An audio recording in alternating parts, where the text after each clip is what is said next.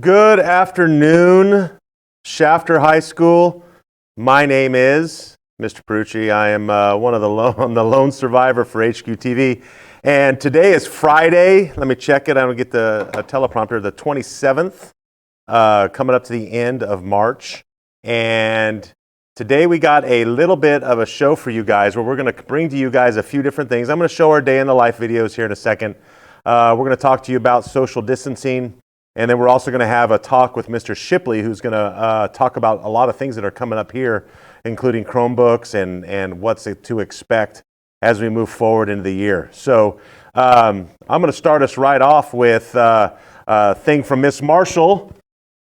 It's the same one that I had on Tuesday. If you are doing anything at home, you're doing stuff on, virtual meetings, you're doing your work, snap pictures of yourself doing stuff or your friends doing stuff that's away from school, that has to do about school.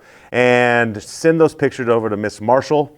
You can find her email through the school website. If I had more people here, I'd be able to punch this stuff up on the screen right now, but it's just me. So make sure you get that over to her. She wanted to make sure that you do that. Don't forget that lunches are served every day from 11 to, I think, till they run out. I actually went out to go shoot a little bit today around 12:10 and 12:15, and they were already out. So if you need that, please get out there and do that and get your food. And those ladies are working extremely hard on making sure that you guys have the capability of getting food. And we'll be highlighting them next week on a little piece. So right now I'm going to go ahead and play some A Day in the Life so you guys can see what's going on with your fellow classmates as this whole thing gets going or continues on.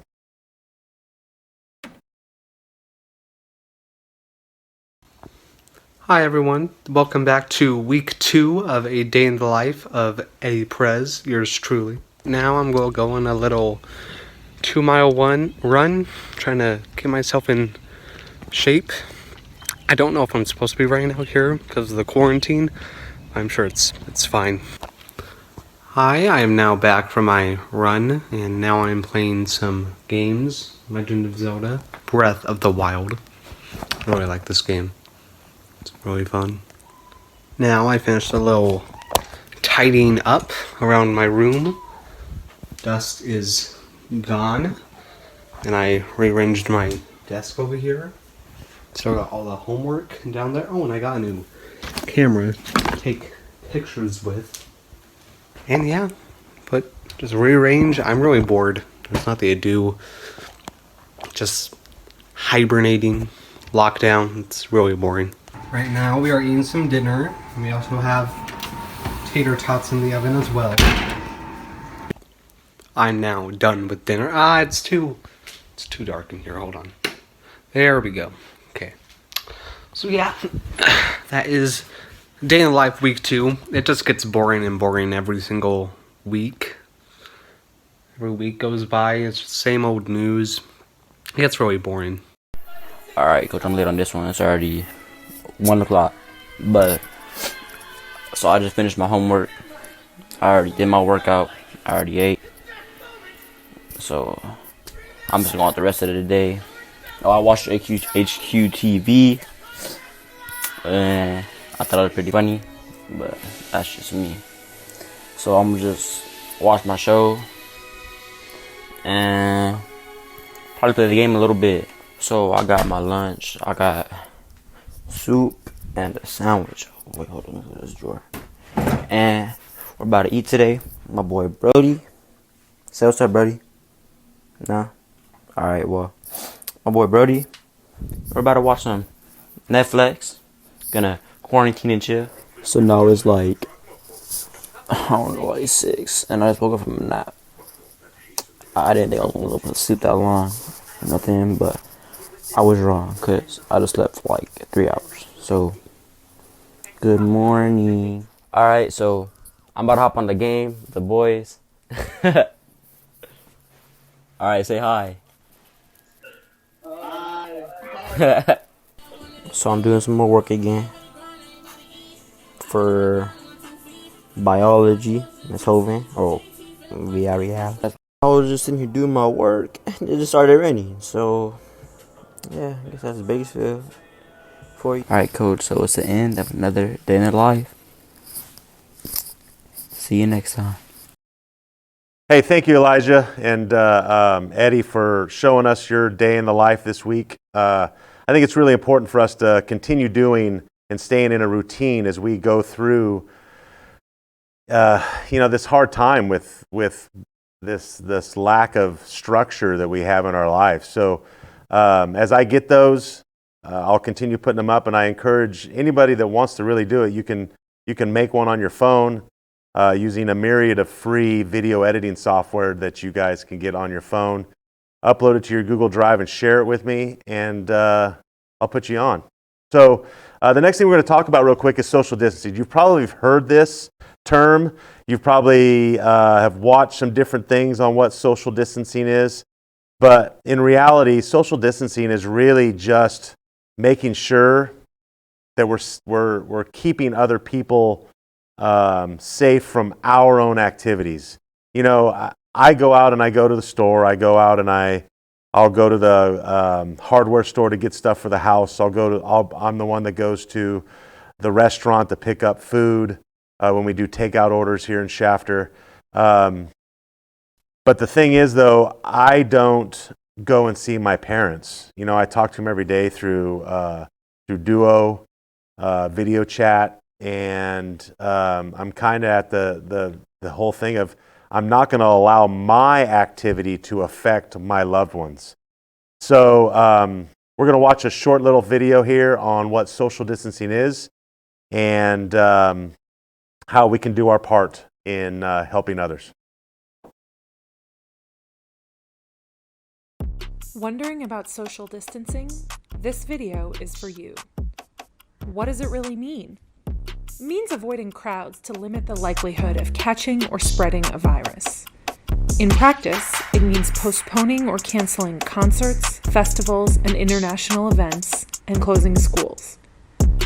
For an individual, maintaining enough distance between yourself and others, at least 1 meter, to reduce the risk of coming into contact with respiratory droplets people produce when they speak, cough, or sneeze. Why is it so important? Social distancing aims to reduce the number of infections and slow the spread of the epidemic. That helps buy time to develop a vaccine while preventing healthcare systems from being overwhelmed by a sudden crush of patients. Social distancing during the 1918 Spanish flu helped some cities, like St. Louis, slow down the pandemic.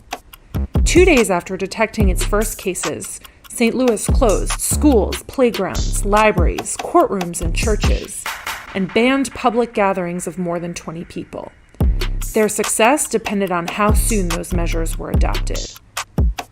Pennsylvania, on the other hand, ignored warnings that influenza had spread among soldiers returning from Europe and allowed a major World War I parade to take place that attracted 20,000 people. 3 days later, every bed in Philadelphia's 31 hospitals was filled with sick and dying Spanish flu patients. By the end of the week, more than 4,500 were dead in an outbreak that would claim as many as 100 million lives worldwide. The extreme social distancing measures in St. Louis kept per capita flu-related deaths to less than half of those in Philadelphia. Social distancing is key to preventing community spread of a pathogen, along with basic practices: washing hands for at least 20 seconds, wearing a mask if you're coughing or sneezing, and avoiding touching your face.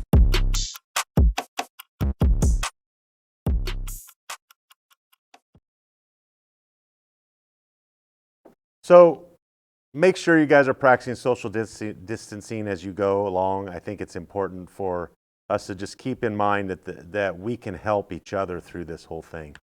Earlier today, I got a chance to sit down with Mr. Shipley and talk about all the stuff that's rolling out to Shafter High just in the next 4 days. So I'm going to play this video that we got together, and I asked him some questions, and he answered them, and I think really did a good job of putting out what the rest of this year is kind of looking like up until May 6th when we think we're coming back. So, as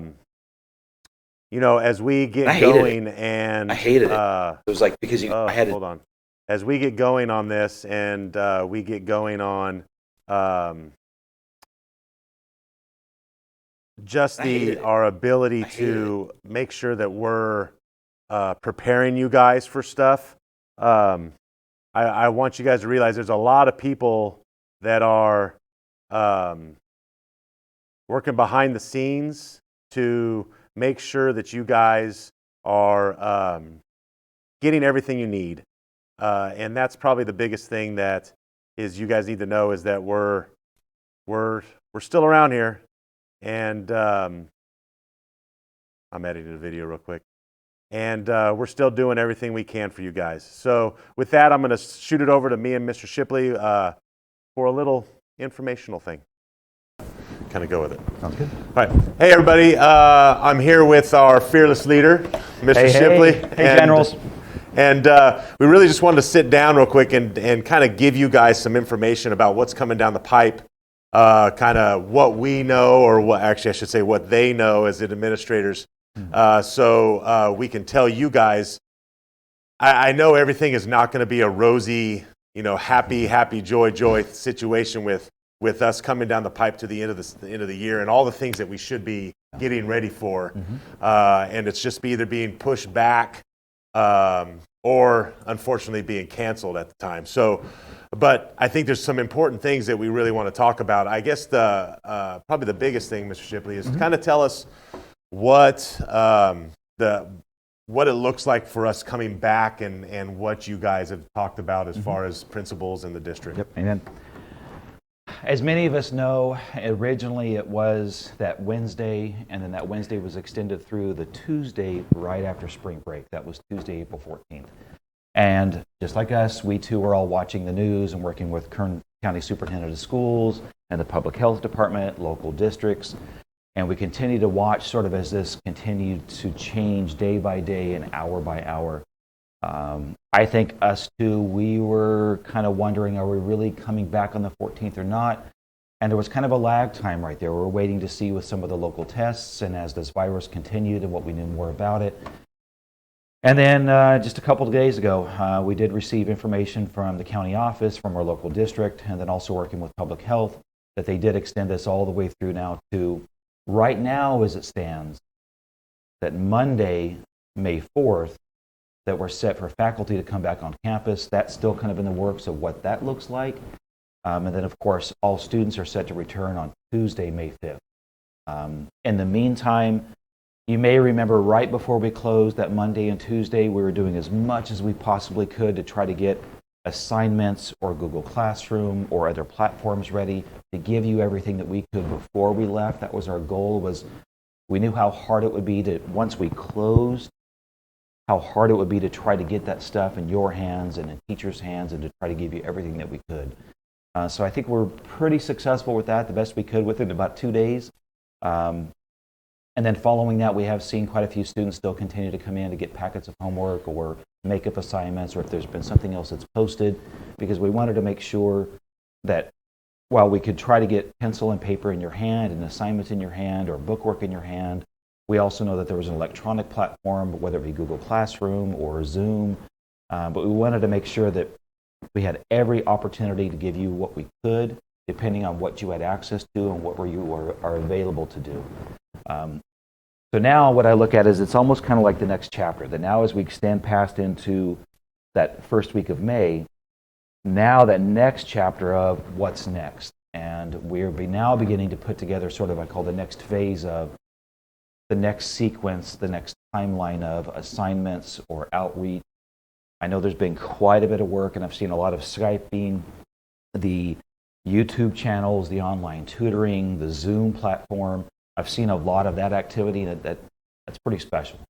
But I've also seen a lot of students still continuing to come in to get work or turn in work, and that will be the next. So as that unfolds, we'll get that information out to you, because I'm sure you're eager to wonder, you want your work for the entire month of April, and I say that with sincerity, but also with a bit of a smirk, because I know that we're all together on this, and as it unfolds and as we put it together, we'll get that out to you. But in the meantime, just keep up the hard work.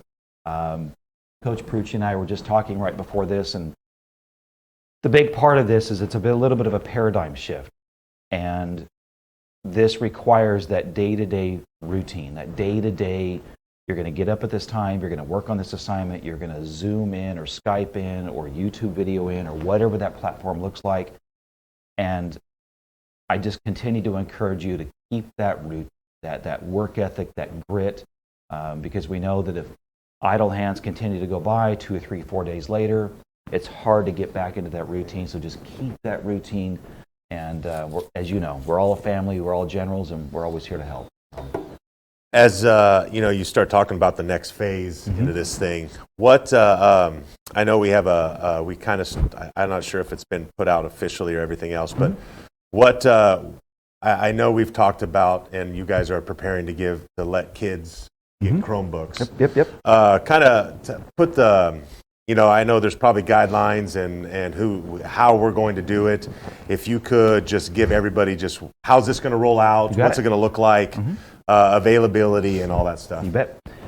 So right now in what's called the queue, we have the school messenger. So if you get the text messages or you get the emails through Google, or if it's sent out through the Google Classroom platform, at 4 p.m. today, there's going to be several things that hit social media as well as an all call. And we wanted to do it strategically this afternoon as we get ready through the weekend.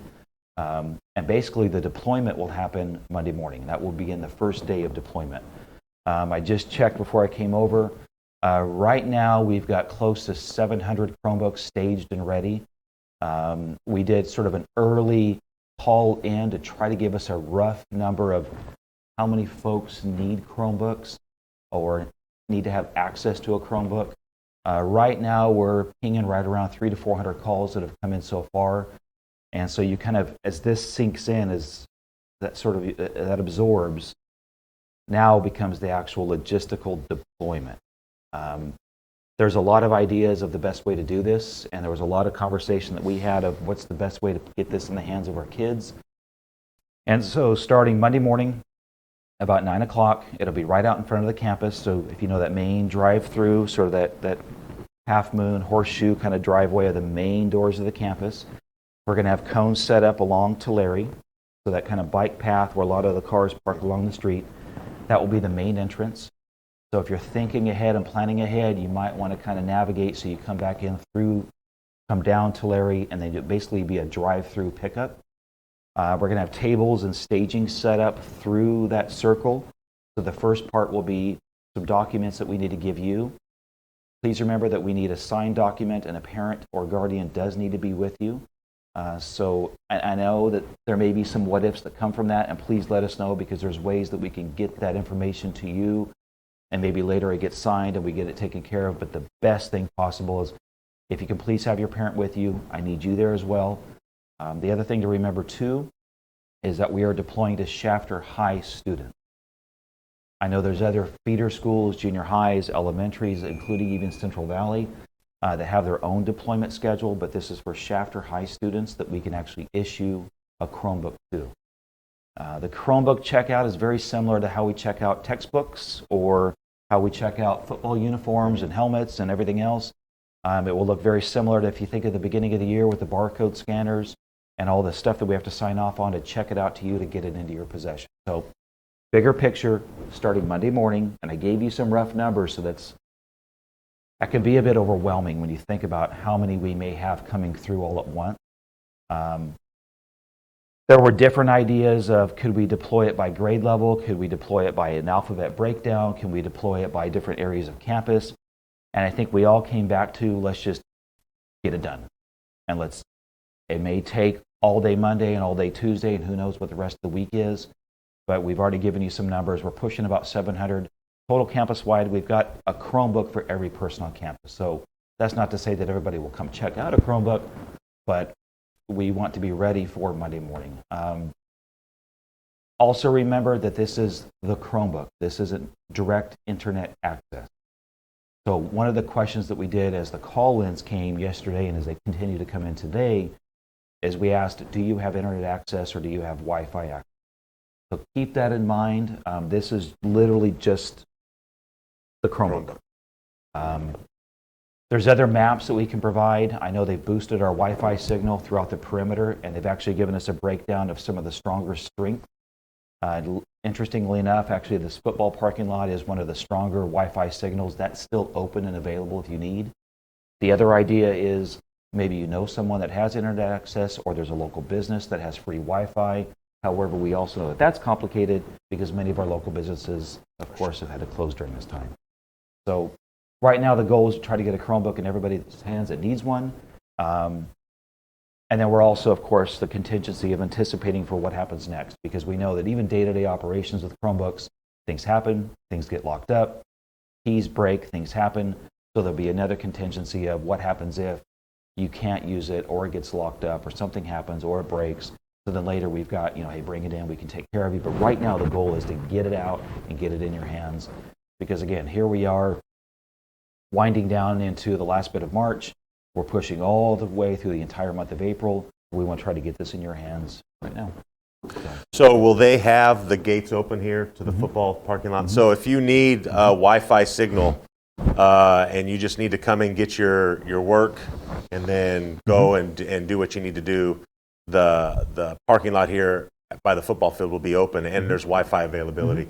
I've even been able to, a few times because sometimes when I work on laptops and stuff, and I take it home, it needs me to be logged into our network first before I'm able to use it. I pull up next to the weight room, and I still get signal. Yep. So anywhere around the school, you're probably going to find signal, so just keep that in mind.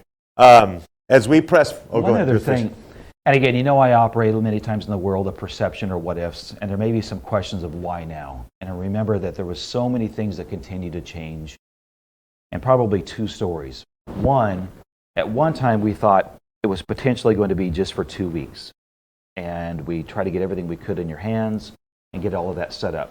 The second part of that story is it wasn't just as simple as going and getting a Chromebook and handing it to you. We actually literally had to go in and touch every one of those Chromebooks, and a huge kudos to our tech, Adam, and to all of our custodians, because what this literally meant is we literally had to go get all of our Chromebook carts, get them out of all the classrooms, and literally individually pull every charger out, every Chromebook out, and then literally get into the diagnostics to, I hate to say the word unlock because there's still some protection, but those were programmed to hit our network and our network only, not necessarily the Perucci Wi-Fi. Yes. So we had to do a lot of technical program to get ready to this pretty gargantuous rollout, but it's going to happen.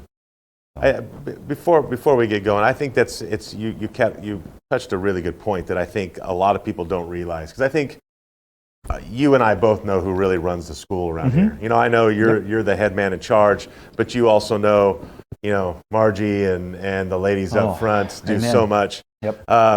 So just a shout out, because I know, and I'm doing a piece right now on the ladies up at the cafeteria, and I know Olga and her crew are still out.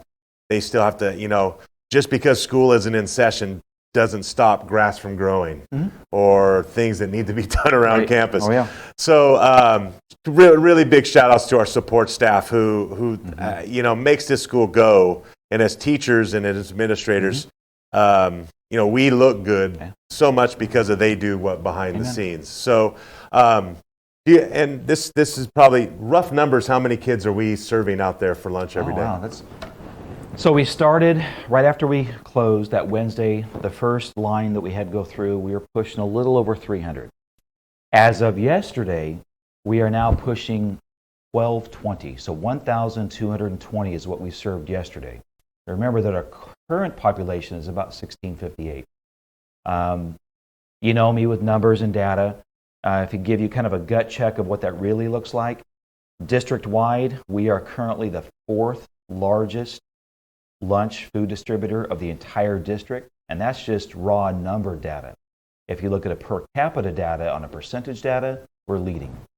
So we're, and anecdotally, I got to tell you, being out there with the families and our kids and our community, it warms the heart. Just these are turbulent times, and to see that and that community involvement, it just kind of brings us back to we're family, and it's just everything that we can do to support our community and our kids and our families, and it's good for the soul.